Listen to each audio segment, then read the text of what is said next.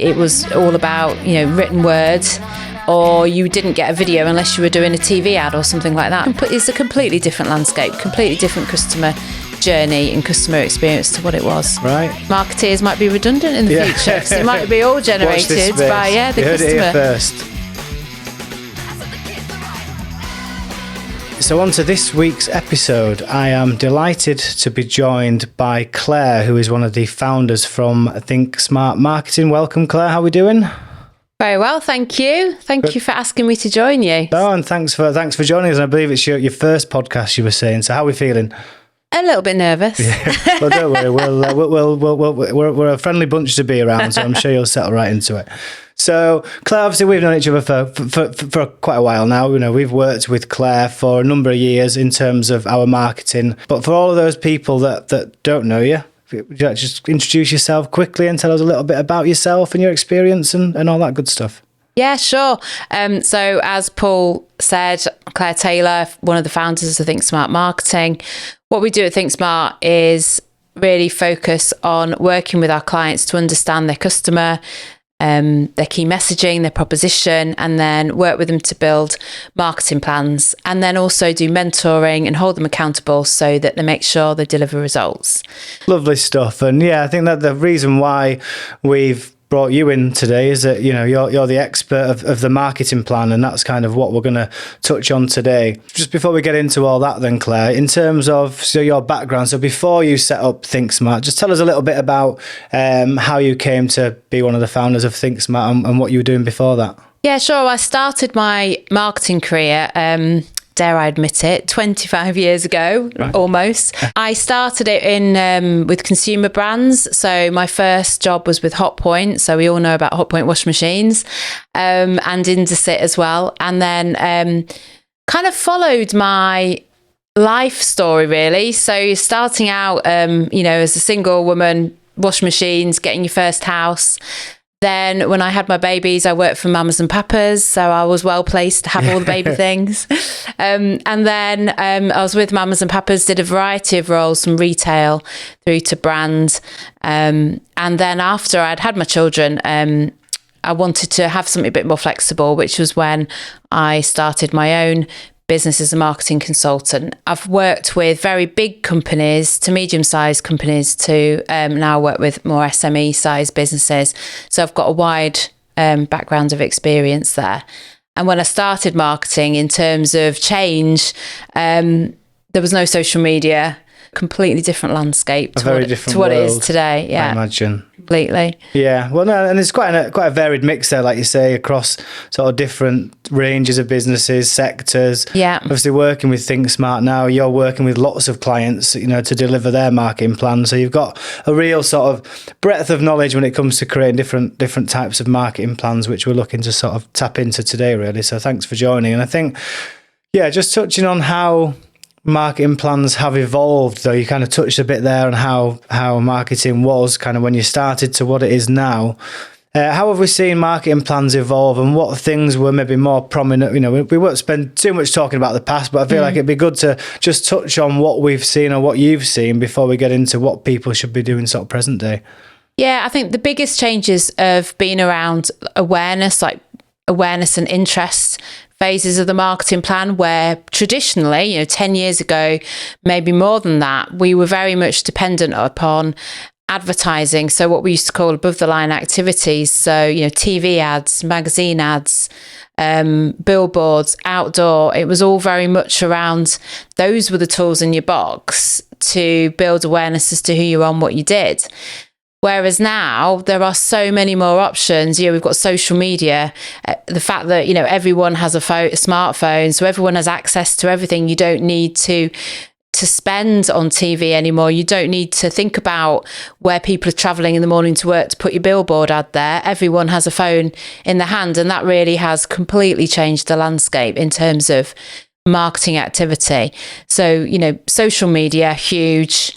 Digital marketing, moving from the traditional printed collateral, like, your brochures, your leaflets. We used to get so many things through the front door which kind of has come round a little bit. It's almost a bit of a novelty these days to get things, and like you say, it is starting to sort of creep back into it. Is, yeah, because it's a completely different landscape, completely different customer journey and customer experience to what it was. Yeah, no, I bet. And I think if you think of what the world could look like in another 10 years' time, which again we'll probably get onto. It's quite scary. It's quite, yeah, I know. I always thought I was quite like hip and young, and then I've just kind of realising that I'm not anymore, and that this world is very different to what I remember it. But we'll get onto all that. And the main bulk of what we want to chat about today is how people can be using videos effectively in the marketing plan, but not just around video, is how we can share that knowledge on marketing plans. And tell us a little bit about how you're structuring marketing plans at the moment, and what are the different sort of categories that you're looking at. We work alongside 5 superheroes, as we call them, and it basically takes the customer through the journey of their very first interaction with your brand through to becoming a loyal customer. So the first touch point is awareness. So that's being on someone's radar. They might not be ready to buy from you right now, but they're a brand that they know of and they like the look of, and definitely would be a consideration if they get to the point where they need to buy what you do.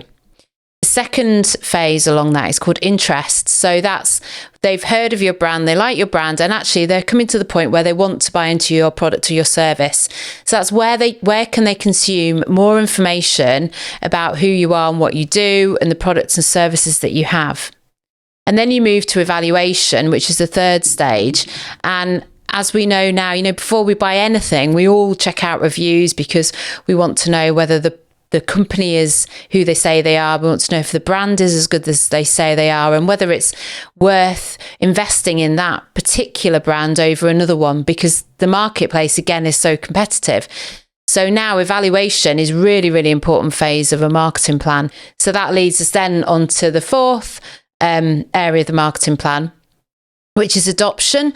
So that's all about, how do you onboard that new customer? How do you say thank you to that customer for choosing your brand over everybody else's? Because, it is competitive out there. It's often an area that can be overlooked by brands because they kind of do all the hard work at the start of getting somebody to come to that point. And then it's kind of like, oh, we've done that. Now we need to move on and find some more people. And then the last part, and a really important part of the marketing plan, is around loyalty. So when they're on board as a customer, how do you keep them engaged with your brand? How do you keep them loving who you are and what you do? It's the customer experience. And then how do you make them love you so much that they'll go and do your sales job for you? They'll go and create those new leads because they'll go and tell everybody how brilliant you are and that you definitely need to come and work with Seven because they're fantastic at video. Yeah, I think that's key. What you touched on there is how you turn people into ambassadors. And I think, for us as a business, we've got a handful of clients, I would say, that are that. You kind of want every client to be that, but there's those few that really do just love you, and they're prepared to shout from the rooftops about how good you are, and they are worth their weight in gold for us as a company because they open up so many more opportunities to you. So it's interesting what you mentioned about the sort of the adoption and the loyalty phases, about how important they are, because you've done the hard work. It's just now making sure that you're turning them into a company that they love working with and that they're happy to shout about. Yeah, absolutely. Yeah, because loyal customers can be your best sales tool. So, you have to invest a lot of money to farm new customers. But if your existing customers love you, then they'll go and do a lot of that work for you. And then it makes it a lot easier. Yeah, definitely. Cool. Okay, well, I think... So we've run through the different areas of of how you sort of create a marketing plan. What I was keen to get into is maybe we go into each section with just a little bit more detail and just touch on what content clients or what content companies can be creating. We could touch on videos, but also other elements as well. So in the awareness phase, and so that's where we're just trying to basically turn somebody that hasn't heard of us to be aware of us as a company. So what type of content have you been seeing recently and in your experience that's working well?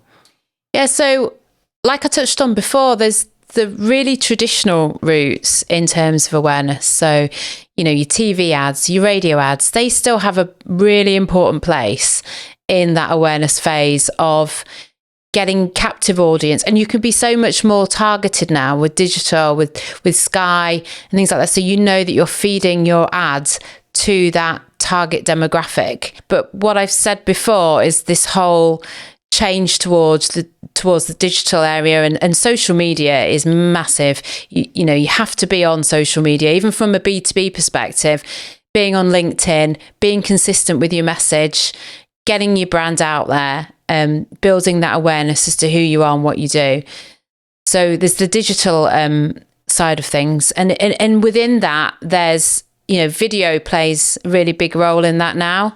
As well, it's looking at, like, you know, we mention it a lot on this podcast, but a lot of people go to YouTube to search for information and to find answers to their problems now. So having content on there that's making, you know, that's solving problems, but making people aware of your company, it is a really easy way to do that as well. Yeah, absolutely. I mean, TikTok as well, that's just huge in terms of brand awareness. The brands that are getting following and going viral on there, you know, some of them are really spurious from all other places in the world, but, you know, you're getting to know them, they're reaching you where they would never have been able to reach you before. And even for B2B, you know, there's something like TikTok is a really important place to be as well. Well, we have a client who's a tooling manufacturer, and they do a lot of video on LinkedIn and showing on the shop floor, the tooling, the press tooling in action. And they support the aerospace and automotive industries. And the business owner that I work with, he says he'll go into a prospect customer meeting and 50% of his job is done because they already know who they are, what they do. They've seen their, you know, manufacturing line in action through social media before he's even got in the room. So he's like, well, 50% of my job has already been done for me. It's a lot easier sell in to my potential customer. So as well as, you know, all those things being brilliant for B2C, business to consumer activity, it's brilliant for B2B as well. Yeah. Getting that awareness out there of who you are and what you do. Yeah, no, definitely. And I think, yeah, there's some good points on there. And I think when you're kind of moving into, is it the interest phase? Yeah. That's the next one. So that's all about, so that's turning to people that are now aware of you into being, well, interested, I guess is clues in the title, isn't it? But well, the thing is with awareness is that the marketing that you do in awareness is probably 95% of the people that see your marketing in awareness phase aren't ready to buy from you, so won't convert. So a lot of people get disheartened with social media saying, oh, I'm putting all this stuff out and I'm not getting any conversion. But that's because it's not an immediate conversion. It happens over time. So 95% of the people that you're talking to in the awareness phase aren't ready, but they will know of you, but they're not ready to buy. There's only 5% that probably are ready.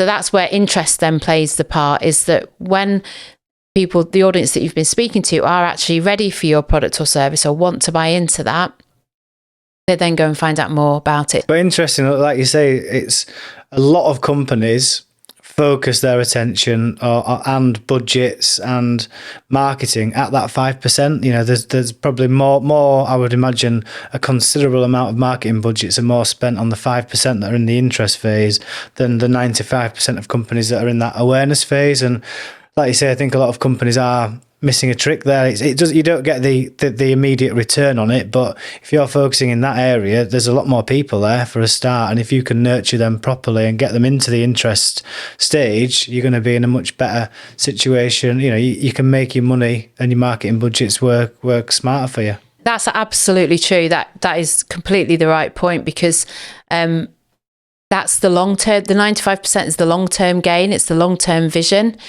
5% is the short-term focus. And the short-term focus, yes, it will deliver for you now, but if you're not marketing to the 95%, you're not going to have your pipeline filled, and you might not be a brand in 5 years' time because you haven't built that awareness. So that point is really, really key, Paul, that you've just made. It's so important it's probably more important to be marketing to the 95% than the short-term 5%. Yeah. So in the interest phase then, in terms of marketing content, what type of things should we be creating? I don't know, 20 years ago, brochures used to do. You know, everyone would have brochures on their coffee tables.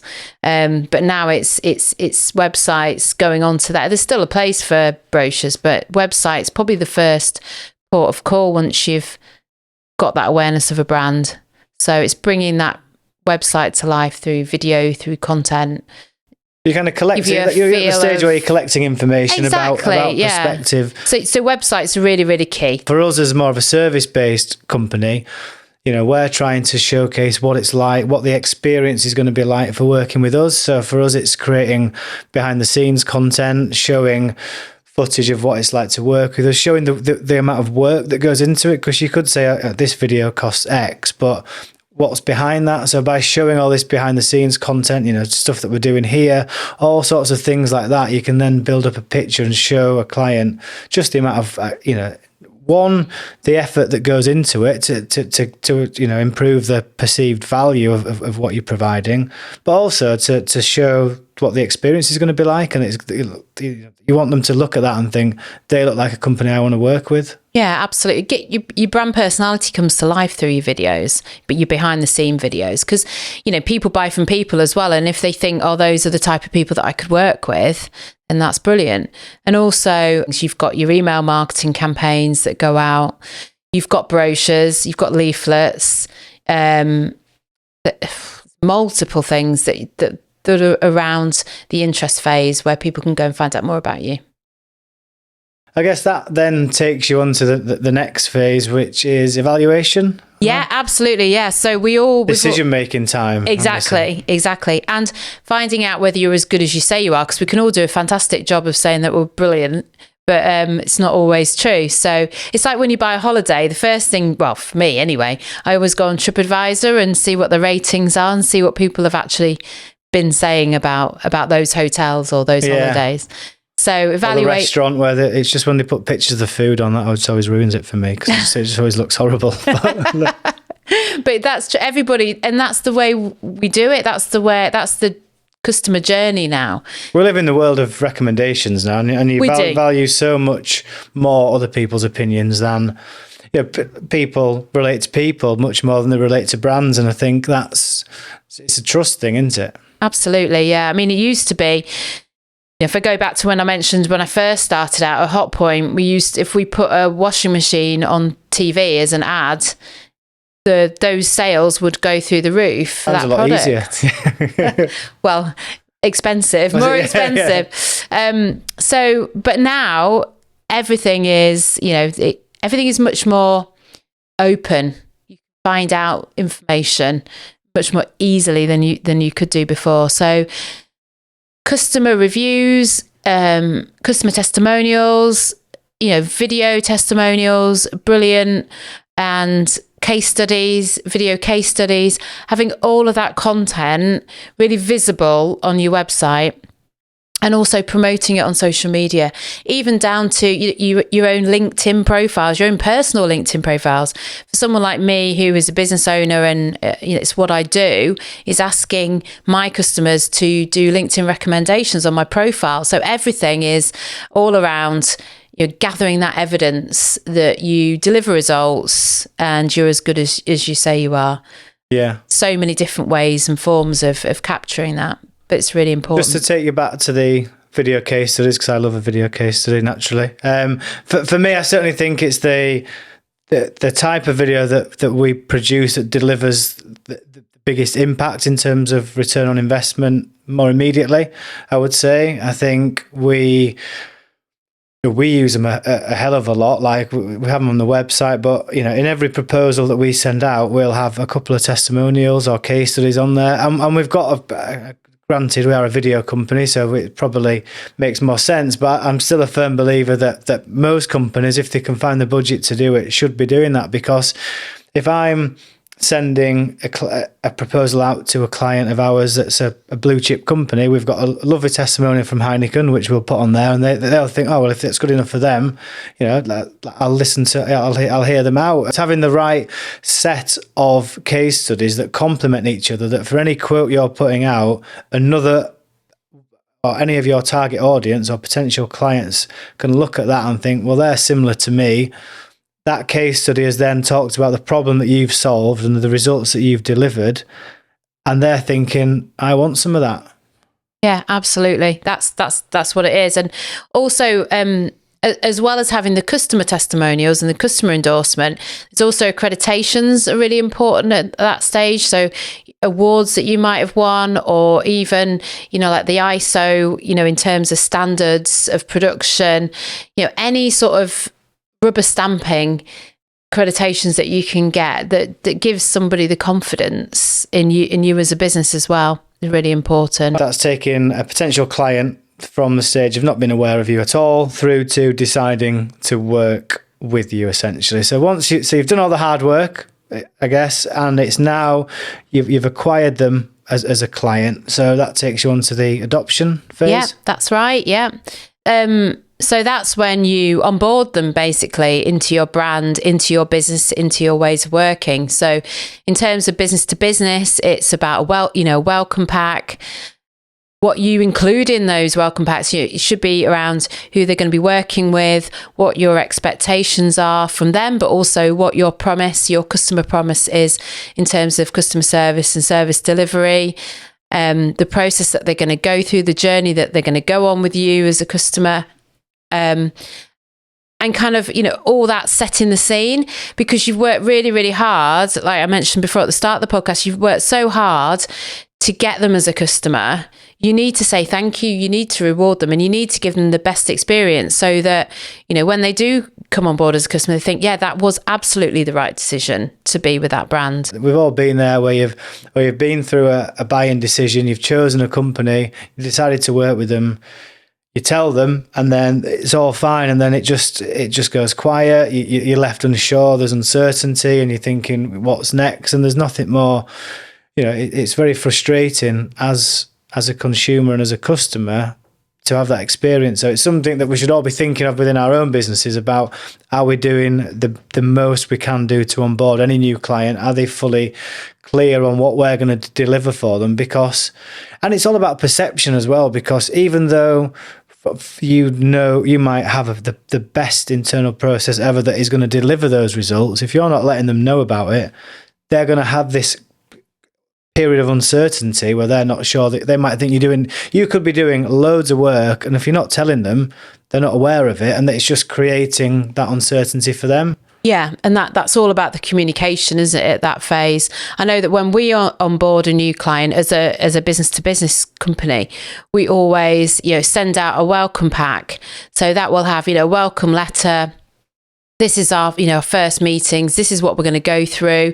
A nice little booklet that we've branded booklet we've created, a place for your notes in all the meetings that we have together, and then a notebook and a pen. They're not massive things, not a huge amount of budget goes into it, but it's the thought, and they're always so well received that you've taken the time out to welcome them on board as a client. Yeah, and I think that's nice, and it's just about making people feel like they made the right decision, and it kind of takes us on to the next stage as well in loyalty. It's like how you can make people what little things can we be doing as a business, both smaller businesses and larger businesses on scale, to do things like thank clients. Like what can we be doing from a marketing perspective to increase, I guess, brand loyalty within our clients? Yeah, absolutely. So again, it's about making them feel loved, valued. So that's, so when we said about, the process and the communication, so making sure you've got regular check-ins with them, regular meetings with them, making sure things are going on track from a B2B perspective. But for a business to consumer perspective, it's those ongoing communications. So like VIP events, or, here's an extra 10% off for you, or here's something to recommend a friend. So you can be sending them videos about new product launches, new services, building a community together. And building a community, again, is a really important marketing tool. So that people feel part of something. That inspires them to create their own content as well once they're customers. So we've all heard about, user-generated content and how valuable that is. That only comes from having loyal, engaged, happy customers that are willing to go and generate that content for you. And that is, again, really, really valuable. It's probably the area where you probably see the least video content, I would probably say, in terms of projects we've worked on. I would say, like you say, it probably is a lot of that sort of user generated stuff, just a little video saying, just wanted to thank you for this, or just like personalization into it, I think can be key it's obviously easier on a smaller scale for a business. Like I know for us, for example, we're predominantly B2B, and we'll sit down every Monday and chat through as a sales and marketing team what anything happened with any of our existing clients, or if we see anything on LinkedIn, might be somebody's moved jobs or somebody's getting married or anything like that, and we'll just send them a quick message, bottle of champagne or something, whatever's relevant to whatever has happened. And it's just building that loyalty within the people that and your network. And it's not you're not always doing it just because you wanted to get more work out of them. You're just doing it because it's nice to celebrate and empower those around you. But I'm a firm believer, you put enough good things out into this world, you tend to get them back. Yeah, absolutely. I think that's been a really good, I think you've shared some really good insights there. And I think it's been a really good sort of conversation about just showcasing the different elements of how people should be looking at the marketing plans and what content they can be creating at what phases, and also what's kind of worked well as well. So that's been really good. I really appreciate you sort of talking us through that. And I guess before we leave, I just wanted to sort of a bit of a nod to the future. As we said at the start, I'd be keen to get your thoughts on how you see marketing plans and how you see them develop over, say, in the next 10 years. So what would your top tips be on some of the future trends we've got to look forward to? Wow. Well, an easy question, I know. I don't have a golden, no, not a golden ball, a magic ball. I don't know what the word is anyway, but I don't have one of those. Yeah. But what we've seen most recently, which I can only imagine will continue into the future, are things like AI, so ChatGPT and things like that, tools that we didn't have before that can take out the more menial tasks that we need within marketing. So research, statistics, basics of blogs, and get us to A to B a lot quicker. Yeah. I don't think you can ever remove the human element. I would like to think that you can't, because you still need that thinking point on what you're creating. But I think it definitely gets you a starting point much quicker, and as I say, gets you from A to B. So it'd be interesting for me, I think, to see where AI takes us in the future. Oh yeah, the impact's going to be huge, and it already has been huge. Yeah, it's ever changing, ever evolving. So yeah, that's definitely one to be on the watch list. Video content, shameless plug. Yeah. But video is the number one way to consume messaging and media and marketing messages, and it will only continue. I think the point is that our lives become busier. We have so many different tools out there now open to us that to consume something visually is so much easier and so much more impactful now, and so much more relatable than to read things. So video content is going to continue absolutely going forward. User generated content, that it shows that you're a loyal customer. It shows that you love the brand so much that you're willing to go and generate that content for the brand. And also there's really quirky campaigns that are coming out, like Greg's did. I think they did a vegan sausage roll one where people had to video themselves eating it or doing something funny with it, and then using their tagline, and that went viral through that user generated content. So there'll be really cool campaigns coming out, and then that user generated content really ticks that evaluation stage where your peers or the people that you perceive to be same as you generating that content for that brand and saying how brilliant it is. Doing your job for you. Yeah, absolutely. I mean, and who doesn't want an easy ride, right? Marketeers might be redundant in the future, because it might be all generated by the you customer. Heard it here first. Yeah. No, thank you very much, Claire, for joining us this week. I think there's been some really, really good stuff in there, and I feel like I've learned a lot today, which is always a bonus. And I hope that's the same for our viewers and listeners. We really appreciate you tuning in. Hope you've got a lot of value out of this week's episode. Stay tuned for next episode, where we'll also be joined by another very special guest, but I'll keep that stum for now. So thanks for listening. Thanks for watching. Take care, and we'll see you very soon.